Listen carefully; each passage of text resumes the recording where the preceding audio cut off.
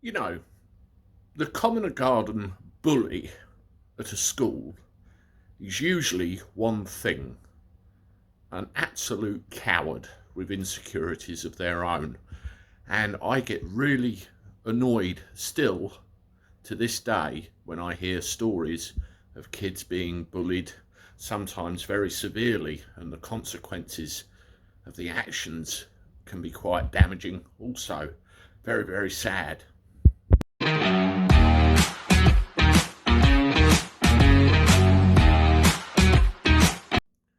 How do everyone? Welcome back to the channel for a Friday. Hope you're all doing all right. I've got a busy afternoon. I'm doing a full circle of the M25 via Stansted and Heathrow, but that's another story for another time. See them two on the wall behind me? That's my kids. And I will not tolerate anybody picking on either of them. In fact, I get quite fiery about that. And the simple reason is I was bullied as a kid, and it kind of sticks up there. And I won't have anybody bully my children, and I will certainly have something to say about it if anybody tries. In fact, my sons are a pair of little gobshites, and I don't think anyone would dare, to be quite honest. It's quite amusing. I was picked on at school for a number of years, name calling, pushing, punching, and all the rest of it. And it was quite frightening looking back on it. And there was one thing that happened one day. I grew the courage to do something about it and stuck up for myself. And when my knee ended up in the bully's face, not once but twice when he come back for seconds, I was never bullied again. I know it's not exactly the right answer. Violence meets violence, but back in the day that seemed to be the tonic. And when I hear schools saying we have this under control, there is no bullying going on, we won't tolerate it, it's a load of old bollocks in a lot of cases. And then I read stories like this. 15-year-old Felicity Warburton suffers from Asperger's syndrome. I don't understand the precise ins and outs of that, but I kind of get it to a degree. But the point was, she was bullied relentlessly. Usually when kids have something wrong with them, even a little thing, it can be zeroed in on by other children, and then they can be bullied, targeted. It's gutless cowardice, nothing more. Me, when I was a child, my head grew to adult size before the rest of my body did. So you can imagine big head, egghead, Frankenstein. I've heard them all, and I don't give two shits. Looking back on it, I think, oh, why did I let it bother me so much? But at the time, yeah, it does. And I have other friends that had even worse happen to them. But back to Felicity.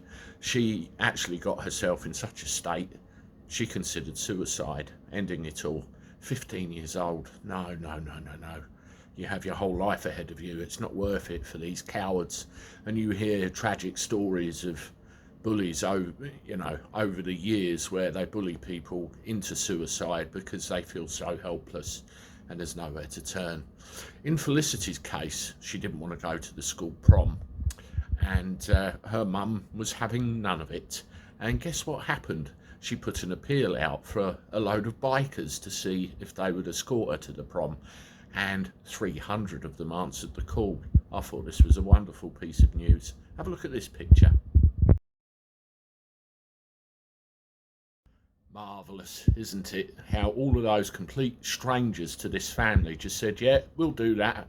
And all they turned up and gave that girl a day to remember. All credit to them. Absolutely wonderful story. With my particular situation, I'll tell you this story. Towards the end of my schooling, I was picked on regularly after school on the way home. I got set upon quite regularly, and one of the people involved is actually a friend of mine that I've known for about 40 years, and probably more than likely watching this channel right now in this video. So I'm sorry, I won't name you, but I'll tell the story. Anyway, I'd just about had enough of this, so I thought I'd tell my dad. my dad being a police officer, and it being the early 90s, you could get away with more things than you can these days. Anyway, he said to me, just walk home, son, and I'll be there. And I come out of school and I looked around and I thought, where the hell's my dad? And he was nowhere to be seen. Anyway, these bastards set upon me, as they did every other day. And I got to the bottom of my road and my dad suddenly appeared on his racing bike and said, where is he? I said, he went up that way. So my dad shot off, got hold of my friend of 40 years and made him understand in no uncertain terms that if I was laid a finger on again, there would be hell to pay. Let's just say that all of that stopped pretty quickly. The point I'm trying to make is if you are a victim of bullying, doesn't matter whether it's in the school or the workplace or anything else, it's not hopeless. There's always one more thing you can do to change your situation. Do not hide it. Do not cower away. Do not submit yourself to fear.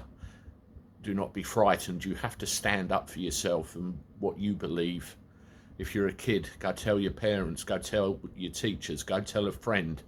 If you're an adult, a mate, a manager at your workplace, a member of the family, there's more support around you than you know. Don't let it defeat you, especially children. You've got your life ahead of you and it's worth living. This is me signing off. Toodaloo.